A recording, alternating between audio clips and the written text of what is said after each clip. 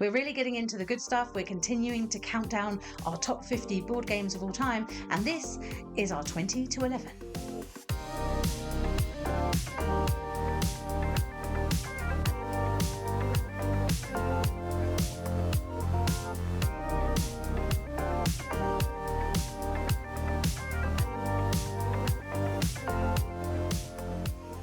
Hi, I'm Julian, this is Libby, and together we are BoxedMeeples. So, we've been counting down the 50 greatest board games of all time. If you've not seen any of the earlier videos, do have a watch of those. Because this time we are talking about the games from 20 to 11, nearly at the top 10, of course. We are indeed really getting into the thick of it now. Of course, these are our opinions. These are based on the point in time at which we did the list. I mean, your taste, what your fancy at that particular moment changes all the time, but these are our opinions. We would love to hear from you about all of yours, any suggestions based on what we already like, or just sort of you're welcome for disagreements as long as it's in a polite manner, shall we say. And of course, if you're looking to buy any board games, maybe add to your collection, having seen some interesting recommendations over the lists that are out at the minute all over the internet. We always recommend that you use your friendly local game store, and for us in the southeast of England, that's Chaos Cards, and you will find in the description a discount code. So if you are shopping online with them, then you can pop that in and get yourself a little discount. Well, let's get right into it. So, Yeah. These are our 20 to 11 favourite board games of all time. So, number 20 for me is Rising Sun. Now, there's a trilogy of these games. You've got Blood Rage, which you've already mentioned. I have. There's Ankh, and there's, of course, Rising Sun. Rising Sun is my favourite of the three, and the only one I actually think is 3-player only. So that's interesting. That it is my favourite. But when we play it at 3 players, it's really great in this game. Yeah, I think you can play a higher player count, but not. Yes, you can't go below 3. It is also my favourite of that trilogy, and so I won't say too much at this point, but it will be appearing at some point between now. Well, it's in my top 20, that's all I'm going to say. Well, the reason this has to be played at more than 2 is because so much hangs on the alliances. Yes. So before you get into the juicy bit of the game, you have to basically work out who you're going to side with. Who's going to bring the sobering yin to your raging yang. Although when you are on your own, particularly as alliances change throughout the game, those sort of rounds when you are the lone wolf does mean that you might have the opportunity to play some of the action cards that you might not choose to play at other times when you are in that sort of partnership. I believe there's one called Betrayal, which certainly gives you actions which it does lend itself to you being alone and not being in a partnership in terms of taking value from the benefits that action's giving you. So that can be interesting to sort of switch and change throughout the game. And it's interesting to see how people are developing their clan and how then all of a sudden someone doesn't want to be in a partnership with them because they don't want to really assist them to win. They just want to leave them to have to do their own thing. That's quite fun. Now the board itself might look quite complicated, but it's actually quite a simple game. You're just choosing from basic actions. But the fun of it comes when you can follow what opponents are doing and emulate their action, because all you need to do is control the areas of Japan that are going to score that round after the conflict's been resolved. And that's really what your focus needs to be on to get the big scoring points and eventually win the game. And of course, this being a Cool Mini or Not game, a CMON game, it looks fantastic on the table. Those beautiful miniatures that have an absolutely fantastic table presence. It's set in a time period I really enjoy. I do love that kind of feudal Japan, Edo era. And yeah, it's relatively quick to play. It's sort of 30 minutes kind of per player. So if you're playing a 4-player game, it's 2 hours, which for this scale of game is actually incredibly quick. We've had some fantastic seesawy games of this, and I do love that alliance system, how that shifts and change through the progress of the game.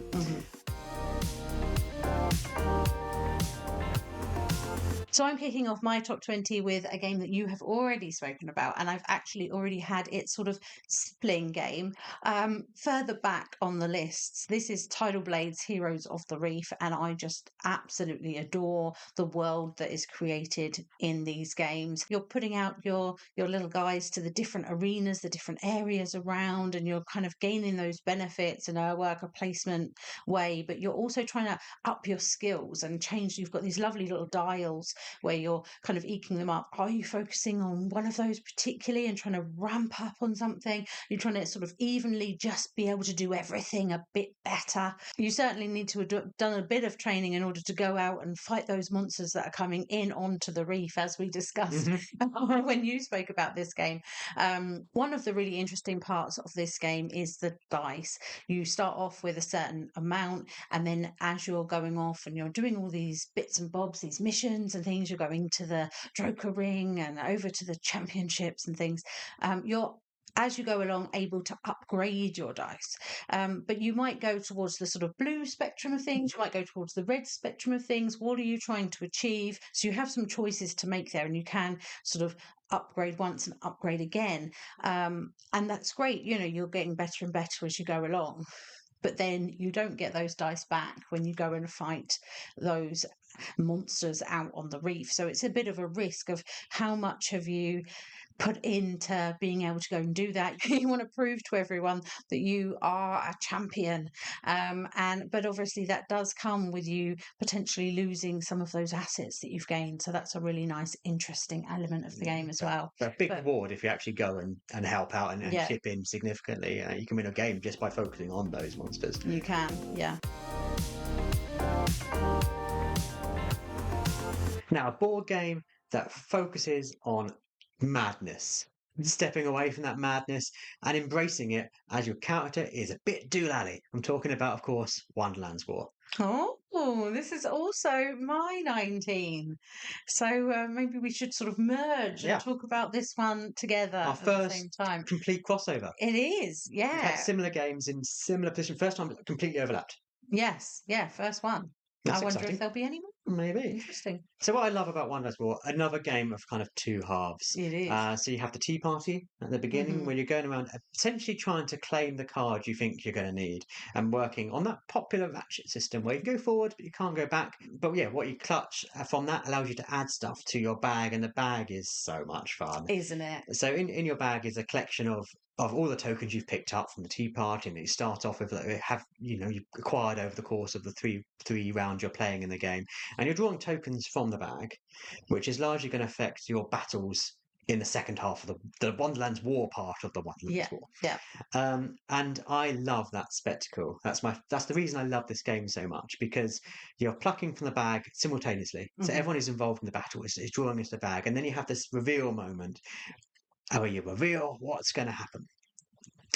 But the fun is, you don't completely know what's going to happen. Yeah, and you don't have to have a chip in your hand. I really enjoy it when you sort of pretend to have a chip and you hold it out and you go to drop and there's just nothing there. Because, well, the bag is a mystery to you, because in earlier rounds, if someone's playing the Jabberwocky, they might just chuck some poison in there.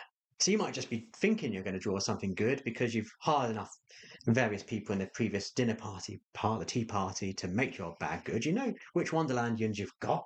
And then suddenly it's like, oh, that's not helped at all. That's actually been... And the thing is, even the person who's given that to you has probably forgotten that's happened, because there's so many mad stuff that happens in the game, true to Wonderland's War, where, because each of the characters have their own. Well, that's one of the bits things that I really love, the fact that you've all got your slightly different quirky thing that you're doing. So, for example, the Jabberwocky is putting these other tokens into people's bags and sending them to Lally. Alice isn't going around the tea party the same as everyone else. She's doing her own thing. It's crazy. Obviously, the Queen does something else. She's a vicious lady. And these the characters just have that little tweak on them, and all those really well-known characters. The Cheshire Cat, of course, is there. Alice is there, the Queen's there, all of the well-known ones are there, the Mad Hatter.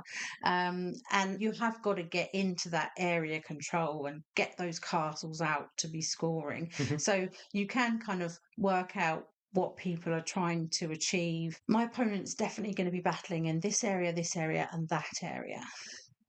how much have they got in their bag, and which of those battles are they really gunning in for, and might I actually get away with taking that one that I really want because they're actually focusing on a different area, or are we all just going to go guns blazing in the first area and have nothing left for the rest? Spread so thin for any later battles. And obviously, how much you're going to push it, because if you start drawing the madness tokens and your shards are building up, you could just bail out and not actually get anything from the battle. Yeah, and there are things that you want to achieve. Like you might want to finish on a certain number, so you might not actually be in that battle to win it. You might be actually in it to do something else, and obviously your opponents won't know that, which is really interesting. Which kind of brings me on to the player boards, which allow you to do different upgrades, and you're placing tokens and covering bits up, which give you more and more things. So as the game goes on, it's one of those ones where your abilities and your player board grows, not just because you've drawn in Tweedledee and Tweedledum amongst other Wonderlandians and gain different tokens to be able to sort of hopefully match up with the things that you're wanting to do, but also being able to get those out and kind of upgrade your character to give them extra abilities, get those ones over on the other side and fill up those lines the best you can to really increase what you're able to do is fun. Yeah, if you enjoy that kind of bag drawing, yeah, if you like all that kind of gameplay where you're semi in control of it but it's unpredictable, this is going to be an absolute treat for you. Yeah, the theme and the drama in this one is so hyped up, isn't it? It's fantastic.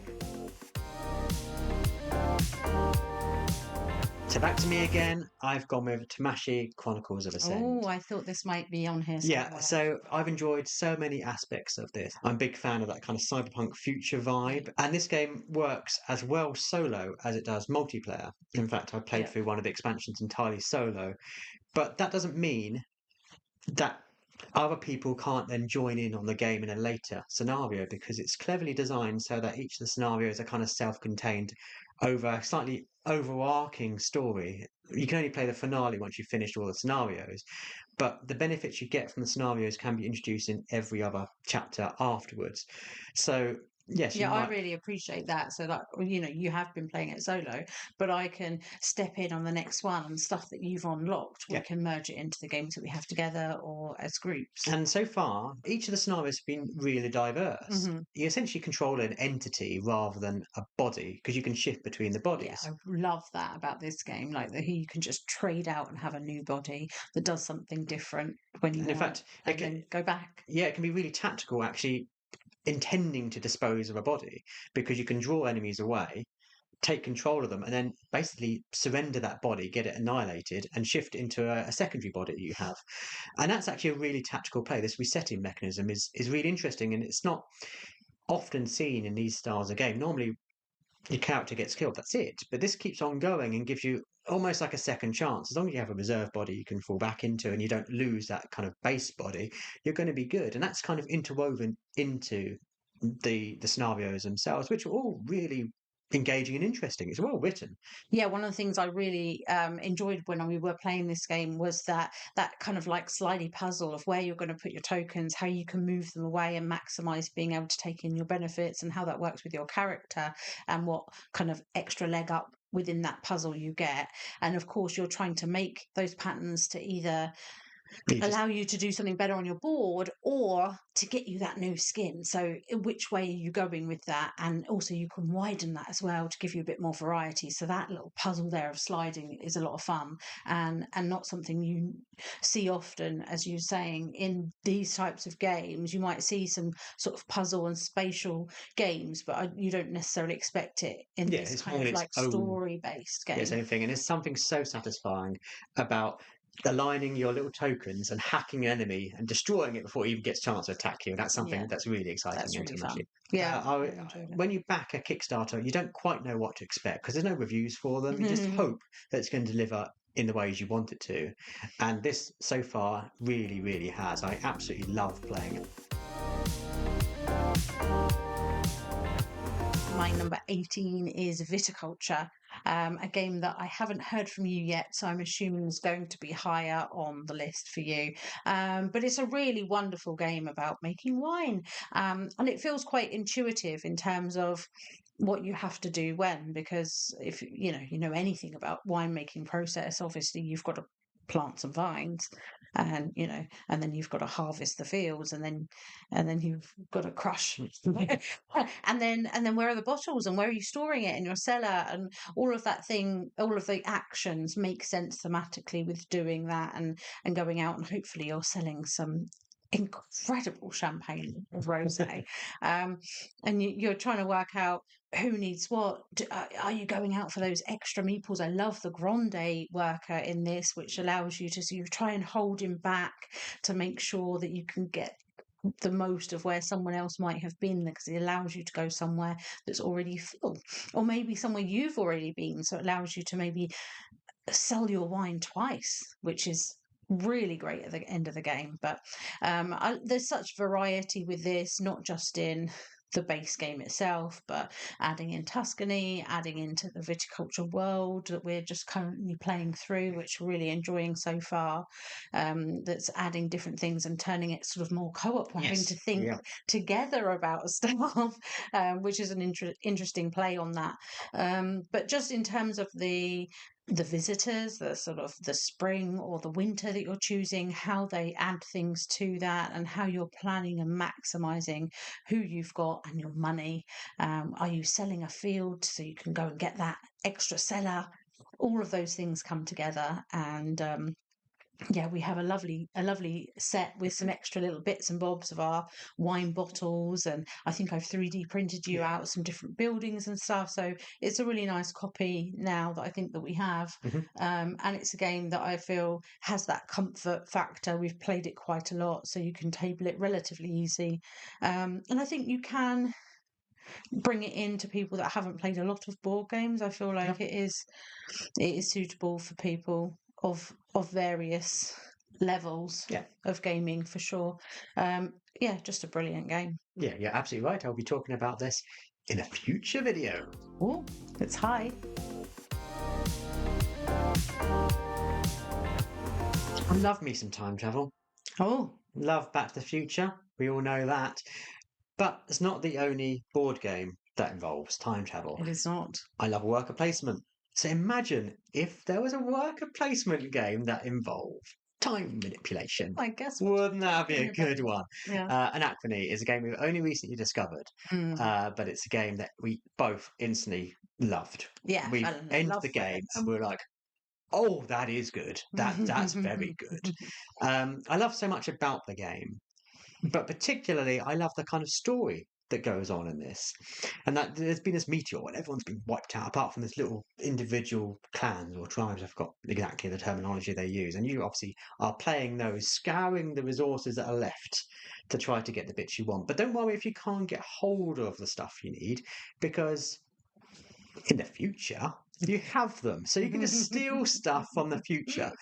But the problem is, future you is like, where's all our stuff gone? We need to go back in time and return the stuff that they've stolen, because otherwise we've created some sort of paradox, and paradoxes are bad. Real bad. Don't want those. No one wants a paradox. No one. And I just love that mechanism.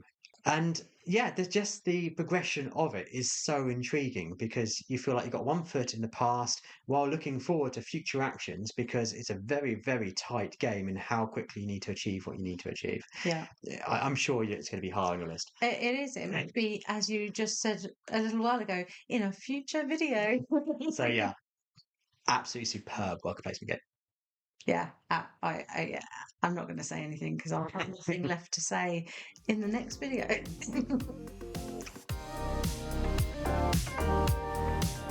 Next up for me is another very thematic game, and we're in a spaceship, and who knows what's in the next corridor. This is Nemesis, which it's another game that just feels like it's embodying a film, obviously Alien. No one's noticed. I really love how again, you've got slightly different skills. One of our friends is always the guy with the dog. Sets his dog out and goes and scouts things out. And it's how everyone reacts around the table that makes this game so good. Yeah, you're wandering around trying to work out where the engines are, whether they're working, whether they're not working. Does that meet your agenda? Does it not? Are you planning on sabotaging everyone? Do you want to run out alive and just leave the rest of them to die? Do you care if you get infected? I mean, sometimes I don't think that the winning in this game, even as in coming out alive, I mean, I think it's very hard to uninfected, genuinely win in this. have come out uninfected and alive. Yeah. But then, can you trust your fellows around that table that say, "Oh, it's okay. We can jump in a pod together." Or like, yeah, let's make our way to this exit. Are they about to stab you in the back because Probably. they just want to use you as a human shield at some point? I mean, we've had some fantastic moments in this game. Has had some of my highlights in board gaming just because of some of the things that end up happening. So in one game, was trying to find the eggs and see if I could take some for sampling. That was what I was trying to do. Obviously, they're not keen on that at all. And suddenly I'm in a room with 8 of them. A lot. There was a lot of them. More There was miniatures than you can fit on the figure, hex. and they didn't actually fit in. Yeah, there was just all gruesomeness all in there. And somehow I managed to get out of that room alive. And just every game seems a bit different, has got something fun going on, but it is those thematic crazy moments where you're kind of like, oh no, have you got that noise? Right, they're all coming for us now. And it builds the tension, it builds the drama, and really sinks you into that theme and gets you energetic. So I really I'm going to say some more in a little bit. Oh, Not just yet. Soon.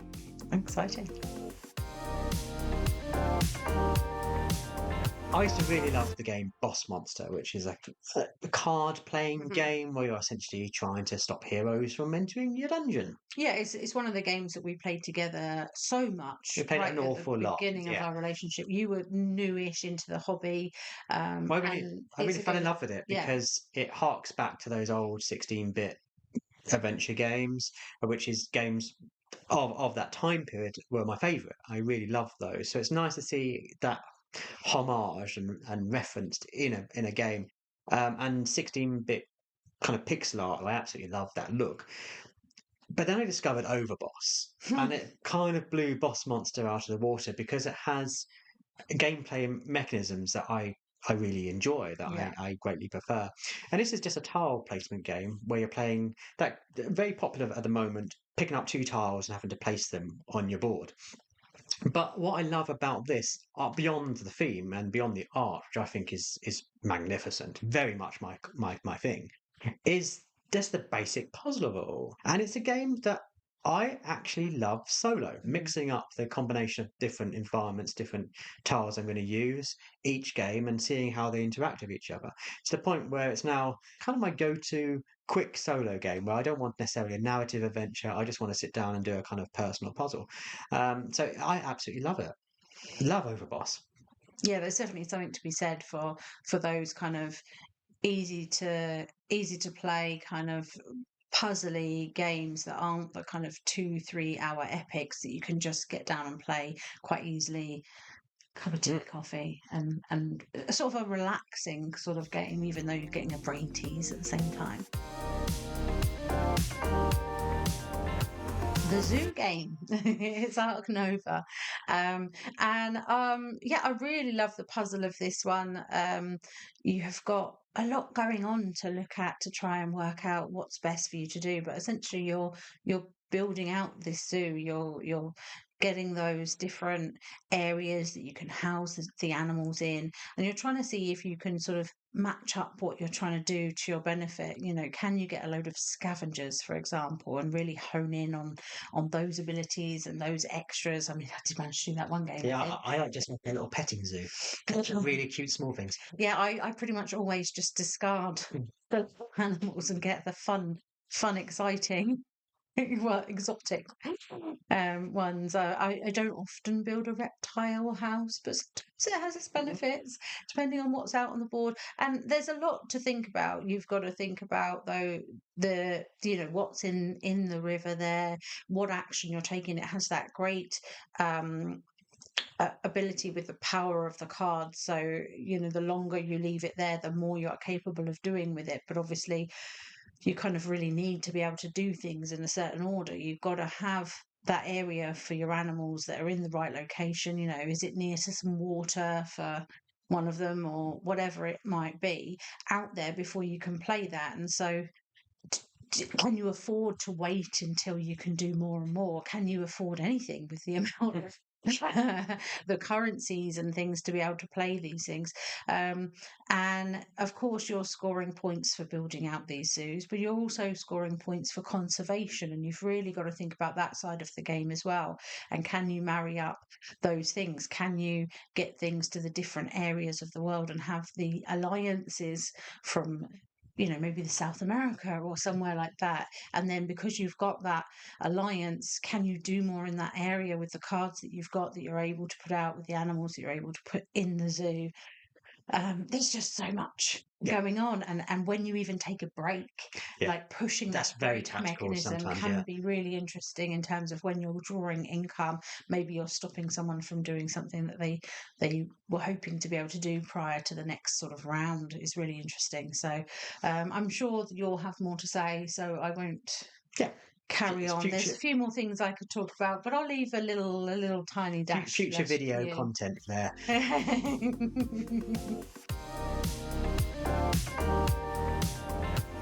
Once upon a time, this game was 13, then it was 10, then it's 13 again, now it's 15, and that's probably going to make you mad because it is Yado. Oh, it's gone down. A little bit, but we played there's so many new entries coming up, things had to shuffle.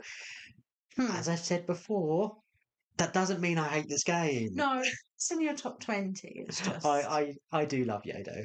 I think the reason it's always high on yours is because of the personal associations you have with it. Whereas I came into it fresh with you just saying, play this game, I love this game is great. And you're absolutely right. You will play with me. It is a brilliant game. I love how all of the things you can do in the bidding phase at the beginning. Yes. You can do later on. And I think I do like that kind of safety net in it, because you're trying to obviously complete various missions. And in a way, you need to disguise what you're trying to do to prevent other people just going there to block you, because there's a limited number of spots, particularly in a bigger player count. You want to be doing a mission a few turns in every turn, really, while also being mindful of later ones are going to be much harder. So do I start upgrading my kind of clan house and making a dojo which is going to generate better abilities, or being able to generate money at the start of each turn? Do you just do the raiding the church technique, where you just go and loiter the church until it eventually burns down in a fun event deck that gets drawn at the start of each turn, which then completely can throw you? Oh, and that church area can be so key, because if you need to be there for your mission and a couple of players around there are just kind of trying to block it out to see who's going to take the money from the church each time, you've really got to think about when you're placing there, don't you, in order to get that mission, which is like, you didn't even need to be there. You're just there because you wanted to steal the money. But those events, I think, play havoc with your plans, and that's always what makes it exciting, because you might have, unless you've got a ninja on hand, you might have planned where the Night Watch are going to go, and it's okay, they're going clockwise, that's all good, that means I can still get to the weapon shop, and then the event gets revealed and they're going to swap and go the other way, and it's like, oh boy, I can't do anything now because I can't buy any weapons. So this has completely thrown apart my plan, and that makes it exciting, and that's what mixes up from your standard worker placement fare. I'm going to say no more, because I know you will be talking about this a lot in the future. Next video. I'm guessing later towards the end of next video, but we'll I see. mean, you never know. My number 15 is Res Arcana, a game I absolutely adore. It just has such great gameplay. You're putting out your main made card and you're taking different benefits at the start of each round depending on what everything gives you, and you're simply either playing some of the cards that you have in your hand available by paying the cost to do so and adding them to your play area. And as the game increases, you're getting more and more cards to that play area. So you can tap them to use them. And this one will protect you maybe from a dragon attack. And that one will get you some different colored token things, and one of them will let you get gold because it's a vault, things like that. And you're trying to best play those cards to get the different benefits to defend against things that your opponents might have going on. But essentially you're trying to get to the 10 points, and in order to do that you have to get these other cards which often cost gold. So how are you achieving that gold? How are you creating that? Can you swap some out to get gold? Is your gold safe? Because if you haven't got maybe a green cube left and someone is attacking and you've got no defense for that, have you got anything else? You're going to have to end up giving someone your gold. Oh gosh, don't do that. And so you might be taking a sacred temple or something, you're putting that in play, and they'll also maybe give you benefits. They might let you pick up extra cubes at the beginning of each turn. So every round you're playing, you've got more and more and more that you're able to do, and how you can tap, which ones you can then play to let you untap to then be able to take double benefit from that one. And you have these special little cards each round. So the first one who sort of passes is going to get best choice of what's left there, and you trade in for this one-off benefit that you're going to get either at the start of the round or during that round. You can take it. And that's going to be changing each term, which is really interesting as well. We've also got the expansions with the pearls and all sorts of things, but it's a quick game, and it's not too big a box, but I feel like it gives you a nice amount of crunch. It gives you a kind of big board experience with just cards. And it's small enough that we've taken without the box, we've packed it up differently, and then we've been able to take it traveling, and we feel like we're playing like you're playing an adventure game. Yeah. It's a game that isn't on our shelves. Nemesis is fantastic. You've talked all about. I just did, yeah. All the great things about this, and it's a welcome one's game, which means superb table presence and such clever design choices. I mean, finding out if you're infected on the ship by putting in a little infection reader, and going, oh dear, I've had a running. I wasn't protected. Oh dear. But it's almost a social deduction board game, really, because you all have your agendas and you are trying to be discreet about them. But as the game goes on, it becomes increasingly obvious what you're going to do. Yeah. I had a fun game once where we have a player we play games with who's always seems to be gunning for me, and I always end up gunning for her. And our missions involved us having to kill each other. And that was when it gets fun. It's like, if you go into there, I'll come in, I'll defend this bit, and then you'll be fine. Or you can just go in there and make a load of noise and scarper, because the noise mechanism is really fun, because that's mean you're luring the non-alien aliens to certain areas of the ship, and almost kind of like a Pied Piper, guiding them towards where you want to go. Great way of killing people and going, well, I didn't do that. It wasn't my fault. It was a non-alien alien. It was just a really noisy corridor. In previous lists, I've had Battlestar Galactica on my list. For me, you get that experience of Nemesis in a game I prefer playing. I prefer the mechanisms of Nemesis and just a table presence. And as you were saying, it just generates stories and memories. So yeah, it's my favourite game that we don't own.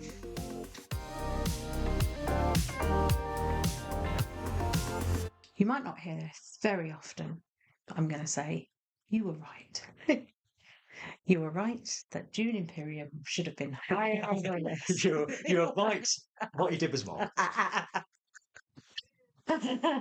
I really enjoyed Dune Imperium. That excellent sort of worker placement. You've got that puzzle of upgrading stuff, all those great Euro things that you get, whilst wrapped up in a great theme. And I feel like that points mark that you have to win this game, you can all of a sudden you can race through and and it's like, oh yeah, no, I'm just only about 4, and then you blink and someone's at sort of That's 8, 9. raced ahead, yeah. um, and the battles are key. It can really give you a leg up in this game, and when you really want to, especially if you're playing at a lowish player count and those battle wins aren't sort of spread around the table, you really can't afford to let someone run away with things. So it really puts the reins on your opponents by you all going in and trying to battle and do those things. And obviously, you've got to build out your people. You've got to make sure you've got enough spice to do this, that, and the other. Can you get them intact and make use of that? There's so many places to do different things and so many options and ways to win, that I just think it's a fantastic experience. And it's not as thematic as Nemesis that we've been talking about, and some of those other games that sort of immerse you in the film because of the way that you're kind of doing your actions, because it does feel more Euro-y than that. But I really appreciate how well the theme has come into this and how the different areas work.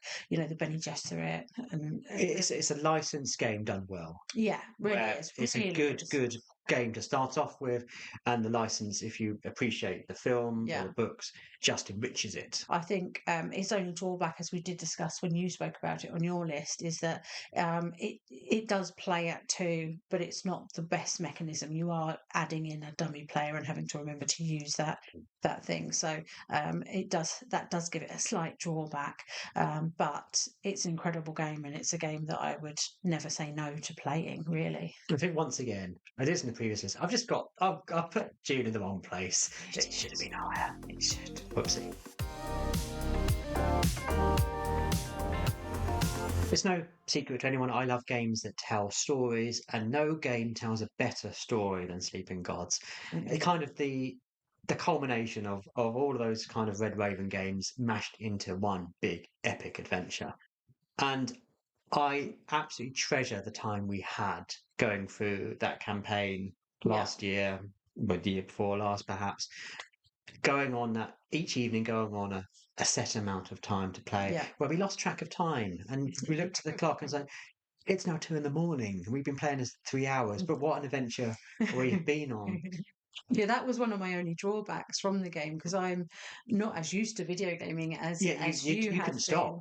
been. I like things that have chapters and have endpoints, and just letting me roam forever and ever and going out until until we were too tired to take another turn. It's just we were enjoying it so much. It was just, oh, we'll just take one more turn each. Well, that's what I love about the game. You know, with other games of this nature, you're led down a corridor. You get a few choices of which mission you're going to do. But this is a case of, here's the world, flick through the book, look how big it is.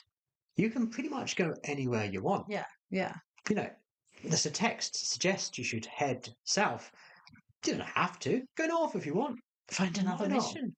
And next time we play, we're going to be much better at keeping track of where we need to go. We're going to write down words more. Yes. So we have more of we're taken with a current, perhaps, rather than just, oh, let's go that way. Why not? And I do like how the captain controls where the ship goes, and you take it in turns in that way. But you're kind of collectively going, as a whole. The story itself, though, all of these games, if it's a narrative-based game that had a terrible story, no one would play it. But that's where the strength of this is, thankfully, because the beats it covers. We've seen similar things in like Near and Far and other games like that. But the actual story bits of it can get really intense and quite spooky and dark and surprising. Yeah, I mean, you can really get yourself into the story, and you start thinking about, oh, my poor chef didn't do well from the last one. He's probably a bit scared in this dark tunnel, not knowing what eyes are sort of flickering in the background there. What are they going to meet? And it can get that kind of like, oh my gosh, what's going to be at the end of this cave? Oh, And you can try to jump ahead, take on battles you're not ready for. That went badly for us. it did. Or you can build up to that and go there when you're encouraged to go there. But it's those story moments that I have taken away from this. All I need to say to you is the maddening song, and suddenly you're reminded of something that happened in a board game. This wasn't in a film, this wasn't in a book, this was in a game. So anyone who tells you board games can't tell engaging and engrossing stories, immersive stories, is wrong and haven't played Sleeping God. And yes, it's different to majority of other board games, but it's an absolute epic and one I can't wait to go through again, because I think if we're carrying over some of the stuff in the previous round, next time we're going to get the true ending. And if you play video games, you know how important it is to get the true ending. Yeah, it's a great adventure.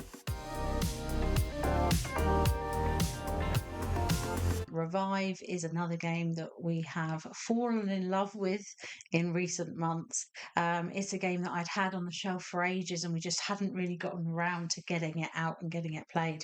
And now we have several times, and it's fantastic. Really enjoy it.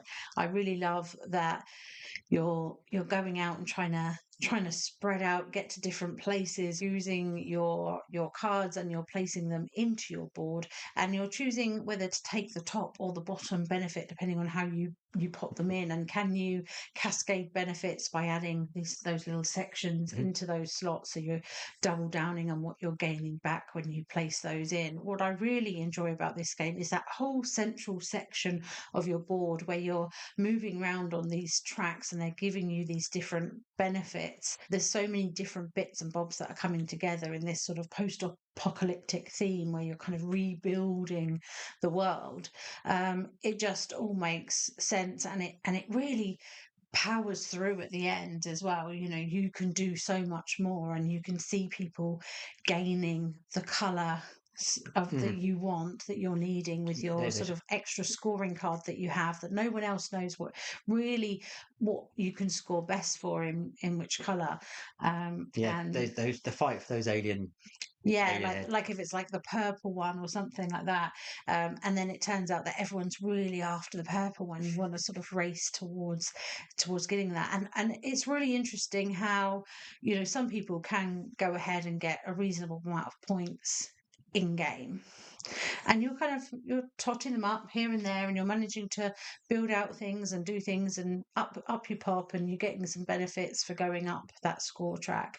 But when you get to end game scoring, things can really turn around. And if things have been planned well by the player in terms of what they've got on their tracks, in terms of the discs that they've placed through there, how many people they've got out, what special scoring abilities they've done, you can really race around that score track, and it does make for a very interesting last few moments of the game where you're just kind of shocked that where someone's kind of put everything together really well. But a great Euro game that's a lot of fun. Yeah, it's a good one, and we've still got more to unlock even in the base games. There's more things to get. We are on a run of new to us games in this list. Outlive. It's a game you've already talked about much lower in your list. Yeah. And in my head, I had to choose between this and Revive, which one I preferred, and I went for Outlive because they're both post-apocalyptic. Yes, right? Because very different gameplay. Absolutely, yeah. I don't know why I was comparing the two, but I did. What I really love about Outlive is it has that kind of Walking Dead-esque feel to it. 100%. This is a game all about theme, and I've mentioned it already lots of times. I love theme, and I love worker placement games. Go Outlive, you're ticking those boxes.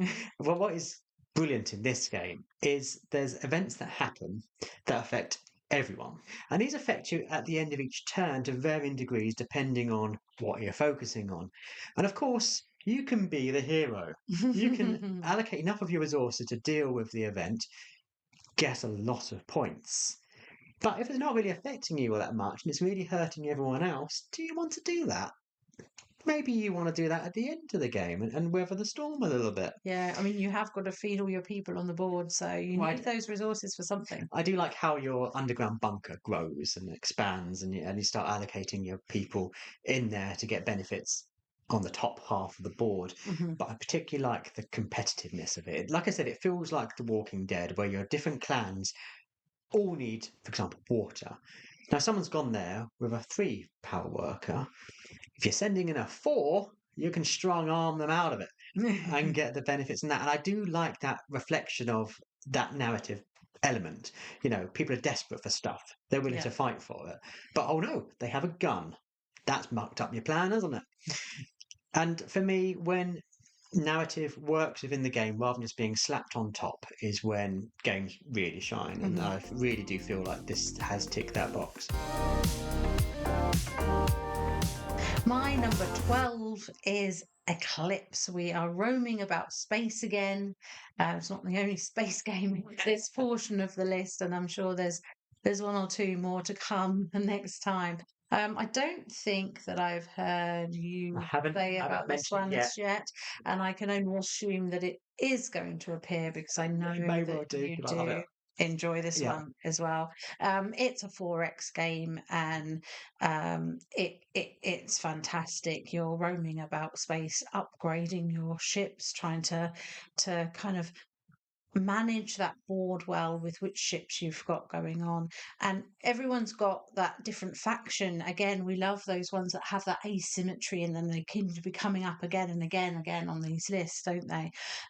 So every time you play, you've got that slightly different agenda or slightly different thing that you're aiming for. Do you want to gung ho into the middle and try and see if you can Yeah, get that shoot that central core. central core down? Or is that not your thing really? Are you kind of just a little bit friendly? And I played a game my most recent one, I think I was the greener faction, and I was just friendly, and I was making friends with the ancients and trying to have a party with them. And I was doing quite well at that. And then towards the end of the game, everyone started shooting my friends down, and I was then not doing so well.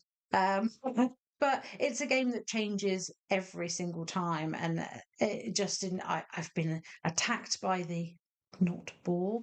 And it's another one that brings stories, brings fun banter to the table. You never know what's going to happen on those clashes of ships, those attacks. Is someone able to roll first? Have you really equipped yourself up with some great guns and shields and things like that?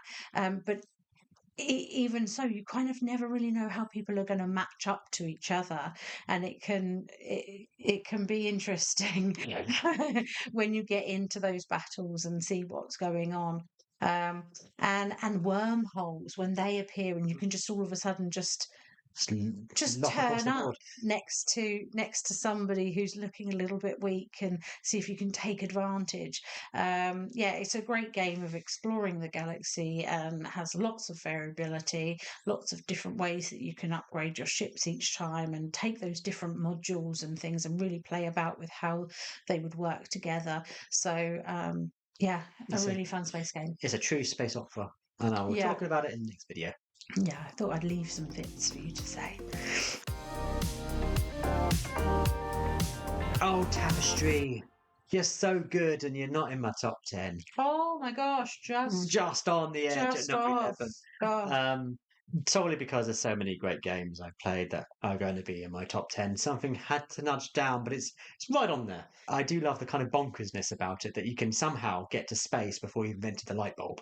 Um, and I do love that feeling of just looking down and going, huh, I built that. It's my city. Check me out. Oh, I've got a shuttle. I got a space now. And I feel a weird sense of achievement from having physically, tangibly in front of me and going, yeah, I did that. More so than I would do if it's just tokens. Yeah, and of course, where you place them is also important. If you're completing rows, if you're filling up boxes, Yeah. you're getting benefits for that. So it's not just It's not just aesthetic. It's not just no, a score count. you're It's playing a game doing that at the same time. I do like those kind of mini games, those micro games that go on in it. And as you're saying, it's all about the race. As the player count increases, that focuses more on on the race, and it also intensifies the area control that goes on in the middle. So it does work at bigger scale. Player It counts works does. well at 2 as well. Yeah. Yeah, we don't table it nearly as much as I'd like to because Futures and fantasies, I really want to yeah, get into even more. because it just makes it more fantastical. Yeah. It does exactly what it says in the tin. But yeah, Stonemaier games generally, whatever they release, catches our eye. And I suspect certain B-related space games will be on my list next year. Right, it's me last for this list today. My number 11. So your top 10 is coming very soon. Don't forget to subscribe, like, comment, ring the bell so you don't miss the top 10. But my number 11 is Idrisil Chronicles, which is a game that not many people have heard of. No, I don't think it's made it hasn't your made my list. top 50. I adore this game. I love Viking games, and I think that this one is so wonderful. You have this gorgeous tree that is the board and you can be on the different levels to get different things. It has card slots in it. The meeples fit around the edges of the bark on it, and it's a real puzzle. It It's a really really is. hard puzzle when you're playing a campaign. Yeah, Those wolves. I mean, you do have to put Fenrir in his cage a few times, but you are fighting fires. There's several fires going on, and as soon as you put one out, it's probably going to ignite again shortly after. But the Viking gods are said fires, and if there's two of them in one of the areas of Yggdrasil, that might cause a bit of a problem. It's ruining So it, isn't it? you're not going to be able to take the benefit from that area. So you've got to defeat that god and send them back to their sort of home area, in order to be able to keep taking those actions. And you're only able to move in certain directions. You can move on the level that you're on, or you can move up and down in the line that you're on. So positioning people in the correct way and using their lives effectively and their skills effectively, and perhaps going to areas where you can skill them up with new cards. If you're in the same area together with one of your allies, you'll be able to take a greater bonus, and if there's three of you there, then you can take even greater bonus. So marrying up who's there when, who can get to that enemy to be able to defeat them, who's got the resources, who's got enough life to be able to risk it, to be able to sort of go up against one of these Norse gods. It's a real puzzle, and it's a fantastic table piece, isn't Yeah, it? it's a board game that hasn't really got a board. And, I do love how it rotates because if you don't plan accordingly, you can get really scuppered by this.